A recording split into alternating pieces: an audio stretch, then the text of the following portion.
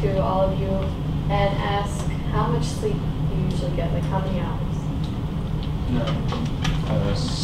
5 to 6. Okay. So, as some of you may or may not know, that the recommended amount of sleep for teenagers and adults is about 8 hours every night. And on average, more than 1,500 deaths are caused by drowsy driving, and at least 20% of Americans suffer from chronic sleep loss. So, when I was younger, my father came home after a long day of work and after not sleeping very much the night before, and he accidentally ran through a red light, and he almost got into a car accident because he was so sleep deprived the night before, and his drowsy driving impacted his awareness of the traffic. And this story really could have impacted my family greatly and could have been very tragic to all of us. And in addition to that personal story, the golfer Tiger Woods was recently caught drowsy driving, and he was stopped on a Florida road, and police found him half asleep and unable to focus and understand the questions when being asked. So the results of sleep deprivation are not only changing to those lives that don't really sleep, but also to pedestrians and other people driving on the roads at the time, and could be very fatal. But why do we get such little sleep, and why do we believe our lives awake are more important than our lives asleep? Well, like many of you, I'm guilty of all of these actions, and I don't sleep as much as I'm really supposed to.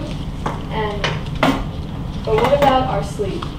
A researcher named Avisadeh researched children's sleeping patterns and their cycles, and he concluded that sleep patterns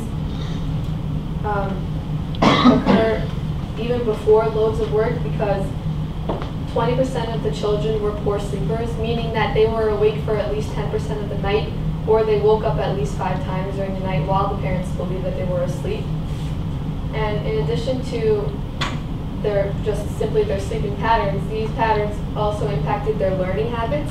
And through surveys like these nationwide, studies are created to find that students don't really sleep the amount that they are supposed to, even at a younger age, and they're found to not sleep enough at least 2 to 4 times every week, and have trouble waking up and falling asleep.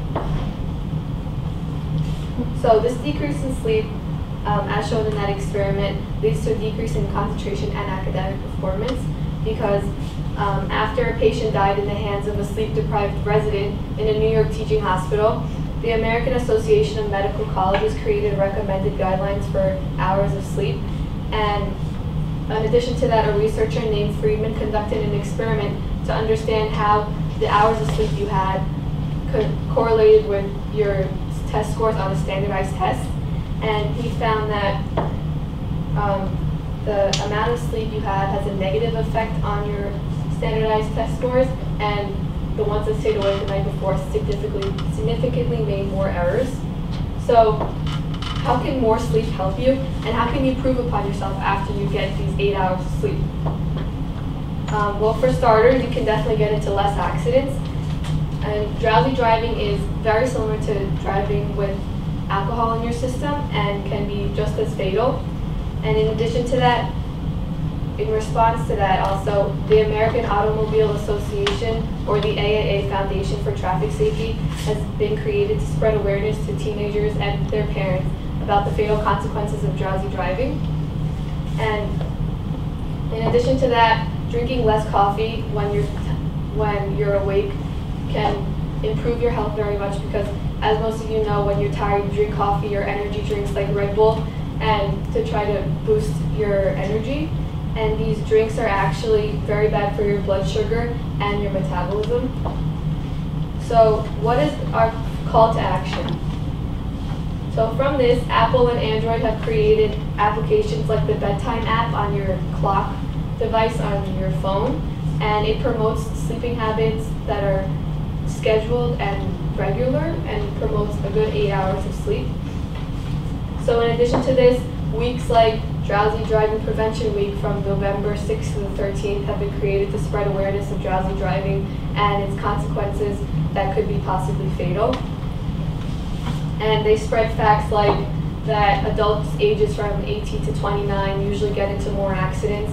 Men are more likely to drive drowsy than women, and in addition to that, nearly 1 out of every 4 people know someone that has fallen asleep out on the wheel. So really what matters is the main focus of this class, and I wanted to focus the end of my presentation on how you can really benefit your overall health by sleeping a lot. And I know that a lot of us have our own responsibilities like homework and projects, but you can really benefit from managing your time and managing and creating sleep schedules to try to promote more hours of sleep. And I just want you all to remember that sleep is a need and not a luxury. Thank you.